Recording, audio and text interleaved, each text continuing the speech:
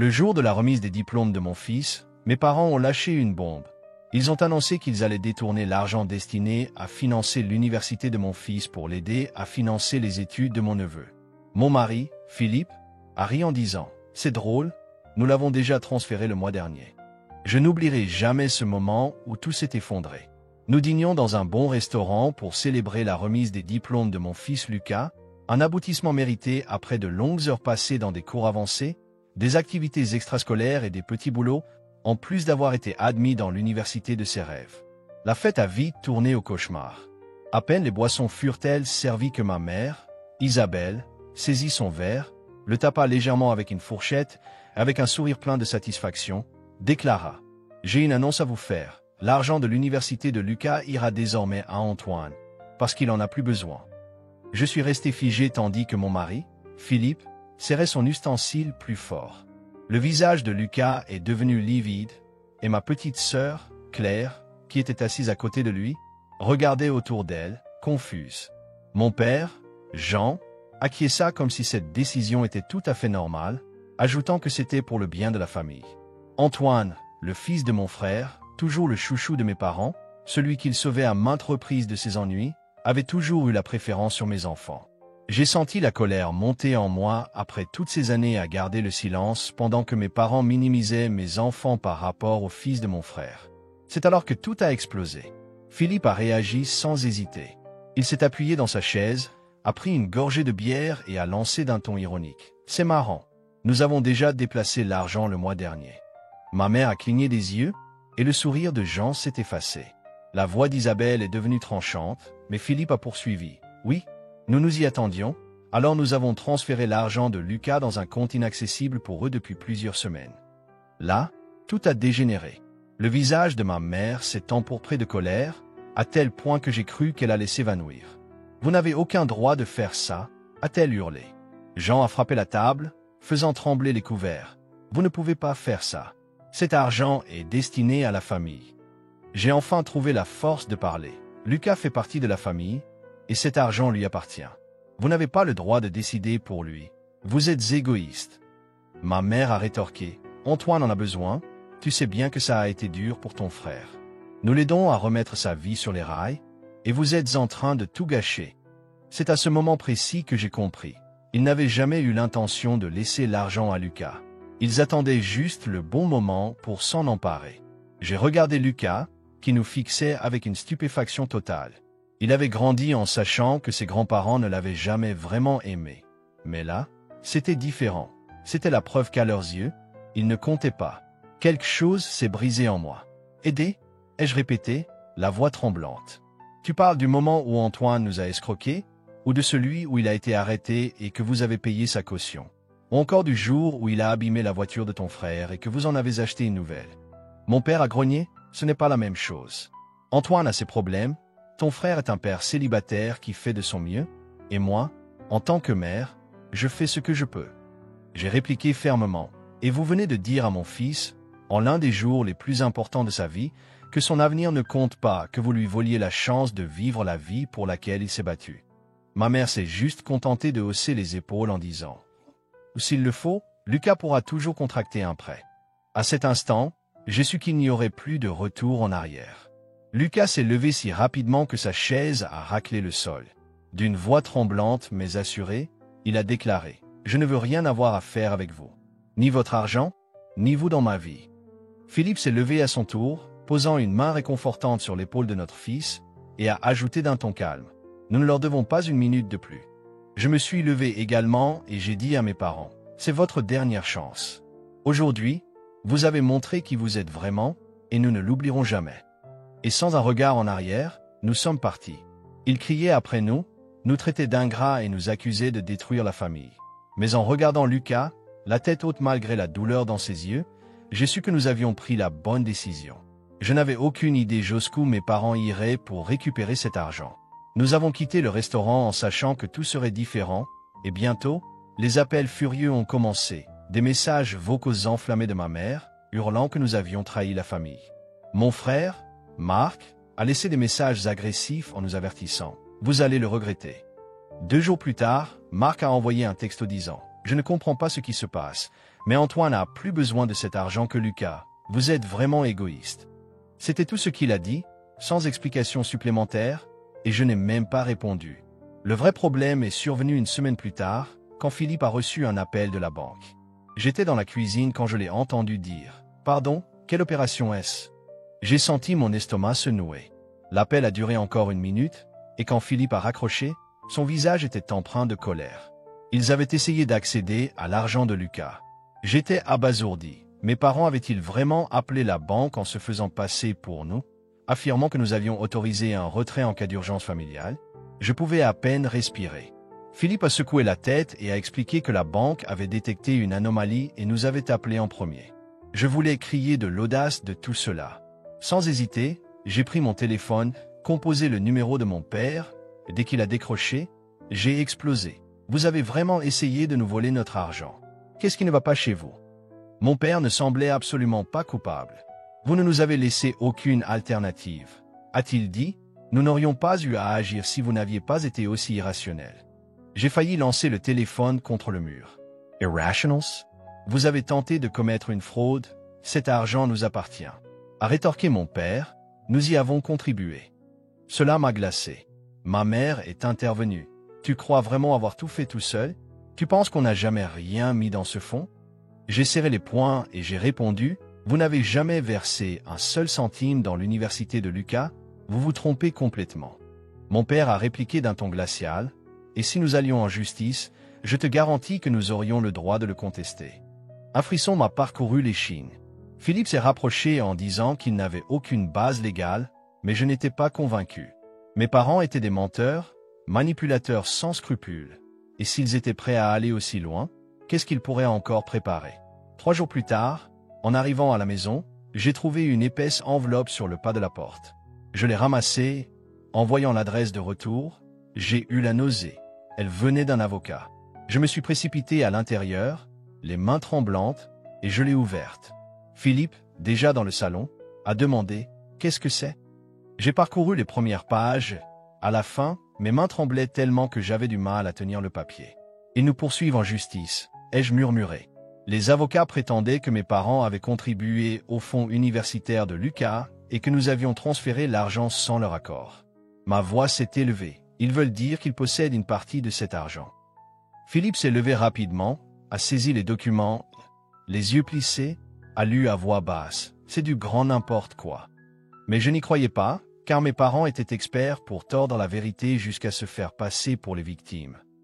Et dans un procès, ils pourraient bien avoir assez de preuves. Pendant les jours suivants, nous avons couru pour rassembler tous les documents possibles, relevés bancaires, registres de transfert, chaque dépôt effectué sur ce compte. Puis, lors de notre prochaine rencontre avec l'avocat, mes parents ont lâché une nouvelle bombe. Ils ont sorti un reçu datant d'il y a plus d'1 décennie, un unique dépôt de 2 000 € effectué alors que Lucas n'était encore qu'un bébé. Ils se montraient 6 sur 2 pendant que leur avocat arguait que, puisqu'ils avaient contribué à ce fonds, ils avaient le droit de contester l'affectation de l'argent. 2 000 €? J'ai failli rire. Vous pensez vraiment que ça vous donne le contrôle de tout le fonds? Ma mère a souri d'un air enjôleur en disant « C'était une contribution. Sans cela, vous n'auriez jamais pu économiser autant. » J'étais furieuse. Philippe, qui s'était un peu calmé, a ajouté « Alors, tu me dis que, parce que vous avez fait un don unique il y a plus de 10 ans, vous pouvez désormais décider à qui cet argent revient. » Mon père a hoché la tête. J'aurais presque hurlé. Après des semaines de bataille, le tribunal a finalement statué que, bien que mes parents n'aient aucun droit sur le fonds, les 2 000 € devaient leur être restitués avec intérêt. Ce fut une petite victoire, ils ne pouvaient pas toucher à l'argent, mais cela ressemblait davantage à une défaite, car le message était clair.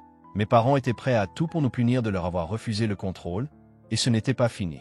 À peine 2 semaines après cette décision, Philippe est rentré à la maison, le visage pâle, en disant « Ils nous ont dénoncés. » J'en suis resté sans voix.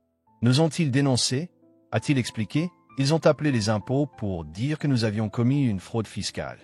Je n'arrivais pas à respirer. Ils avaient affirmé que nous cachions de l'argent et déclarions de faux montants depuis des années. J'ai agrippé le comptoir de toute ma force, c'était incroyable. Philippe, le visage grave, a ajouté « Nous sommes maintenant sous enquête. » C'est à ce moment-là que j'ai compris que ce n'était pas seulement une question d'argent, C'était une guerre. Mes parents étaient décidés à nous détruire.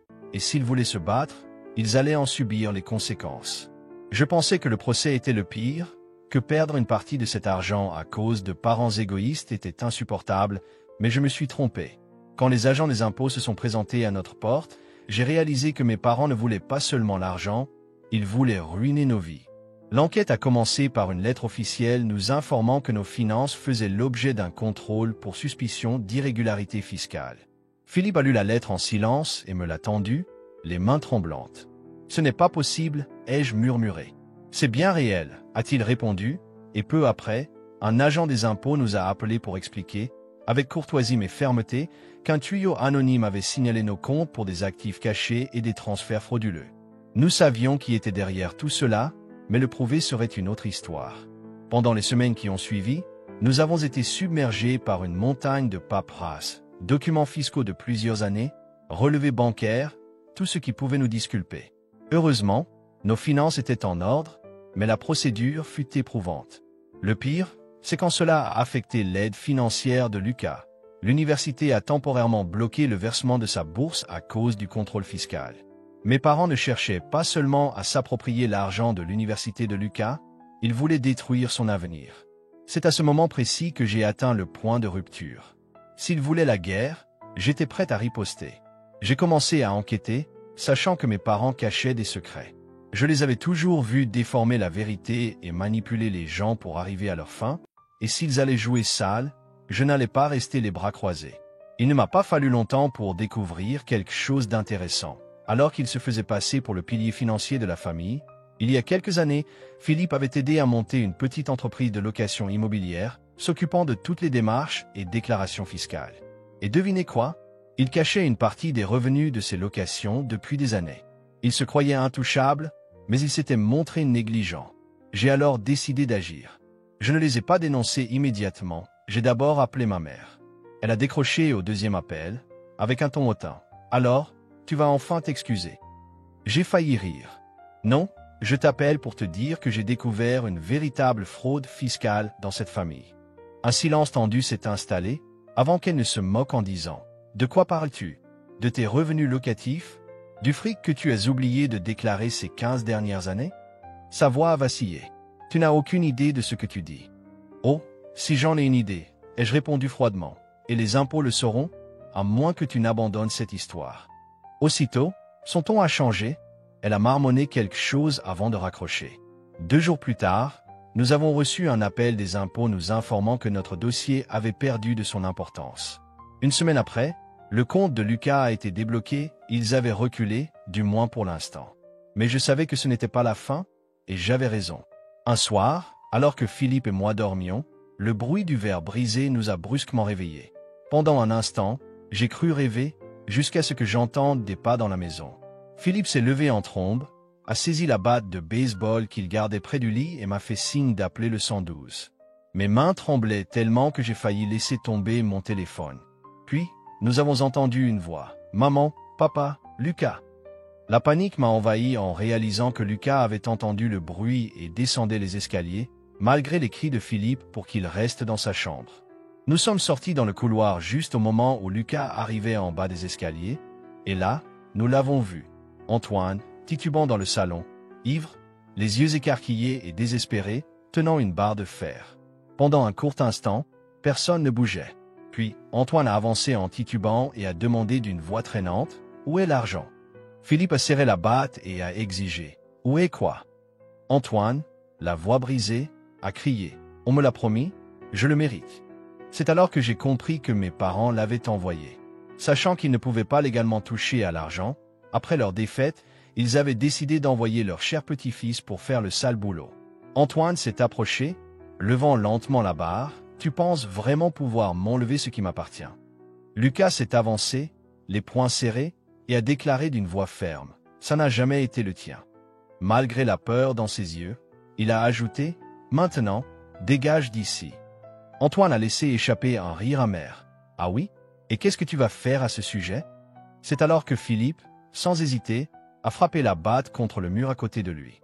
Le fracas a réveillé Antoine de son état d'ivresse. Ses yeux se sont écarquillés, sans dire un mot de plus, Il a pris la fuite par la porte d'entrée.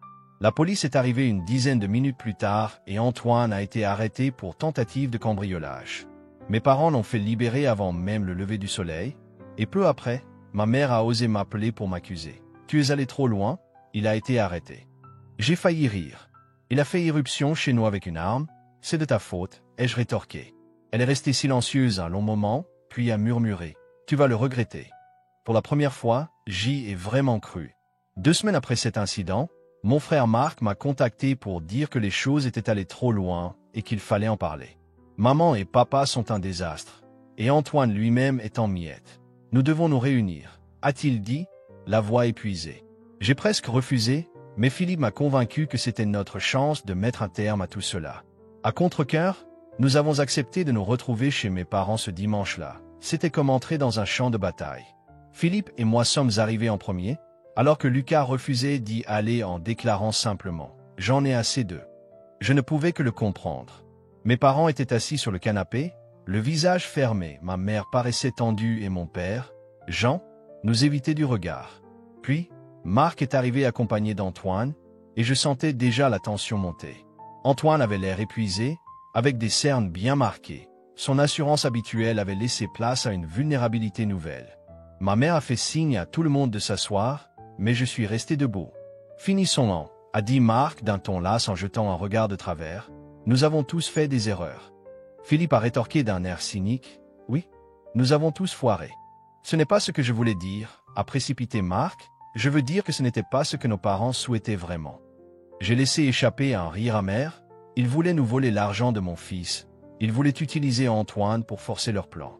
Alors, expliquez-moi exactement ce qu'ils ne voulaient pas. C'est alors qu'Antoine, d'une voix rauque, a enfin parlé. Je ne voulais blesser personne, je pensais juste que c'était à moi. Ces mots m'ont dégoûté. Tu pensais que c'était à toi? Pourquoi? A-t-il balbutié en regardant ma mère, et j'ai vu la culpabilité dans ses yeux. Philippe a remarqué la même chose et s'est penché, la voix ferme. Dis-nous, Antoine, pourquoi pensais-tu que c'était à toi? Antoine a hésité, jetant des regards inquiets vers ma mère. Soudain, tout est devenu limpide. Mon Dieu, ai-je murmuré, tu le lui as dit, n'est-ce pas? Ma mère a eu un petit tressaillement. Je me suis tourné vers Antoine, le cœur battant. On t'a dit que c'était déjà à toi. Non? Que l'argent de l'université de Lucas ne te serait pas seulement donné, mais que tu le possédais déjà. Les yeux d'Antoine se sont agrandis et son visage est devenu pâle. Ma mère a tenté de parler, mais avant qu'elle ne puisse finir, elle a déclaré. Il fallait le faire, il souffrait, et ton oncle aussi. Nous devions lui donner un espoir.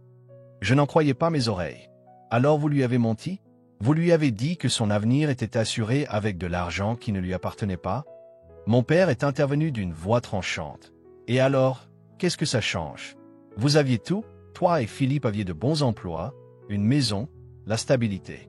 Antoine n'avait rien. J'ai crié, quel genre de parents êtes-vous? Vous avez 2 enfants, et vous m'avez toujours traité comme la seconde option, alors qu'à lui on a tout donné, et maintenant vous attendez de moi que je sacrifie l'avenir de mon fils à cause de vous. Reculpabilité. Ma mère s'est levée brusquement. Nous avons fait ce qu'il fallait. J'ai rétorqué avec rage. Non, vous faites toujours la même chose. Vous choisissez mon frère plutôt que moi, et cette fois, vous avez été démasqué. Un silence lourd s'est installé. Antoine tremblait, presque en larmes, et a murmuré « On m'a menti ». Il a regardé ma mère comme s'il la voyait pour la première fois. Antoine, a-t-il voulu dire, mais elle a essayé de l'atteindre, et il s'est reculé. Non, non, non, tu m'avais promis, a-t-il balbutié. Tu m'avais assuré que je n'aurais pas à m'inquiéter pour l'université, que tout était réglé. Il a regardé mon père, dont le silence en disait long. Antoine a lâché un rire tremblant puis s'est tourné vers moi. Je suis désolé, et pour la première fois, j'ai vu en lui la prise de conscience et la tristesse d'avoir été manipulé autant que nous l'avions été. Il est parti sans que je ne le retienne. Mes parents ont essayé de se justifier, affirmant que j'exagérais et que je détruisais la famille. J'ai simplement dit, ça suffit, c'est fini, et je le pensais vraiment. Mon frère Marc a tenté de revenir vers moi par la suite, s'excusant et admettant qu'il avait laissé les choses aller trop loin en croyant aveuglément en nos parents. Mais je n'étais pas prêt à pardonner. Antoine, de façon surprenante, est resté à l'écart des ennuis par la suite. Il a trouvé un travail et s'est inscrit dans une université communautaire. Je ne sais pas si c'était la honte, la culpabilité ou un véritable déclic, mais j'espère qu'il a appris sa leçon. Quant à Lucas, il est parti étudier dans l'université, celle qu'il a gagnée par son propre mérite. Mes parents n'ont jamais vu un sou de cet argent, et nous non plus. Rompre avec ses propres parents, même avec ceux qui ne nous ont jamais vraiment aimés comme il se doit, fait autant mal qu'une perte, mais parfois il vaut mieux enterrer le passé plutôt que de le laisser continuer à nous blesser. Et c'est exactement ce que j'ai choisi de faire.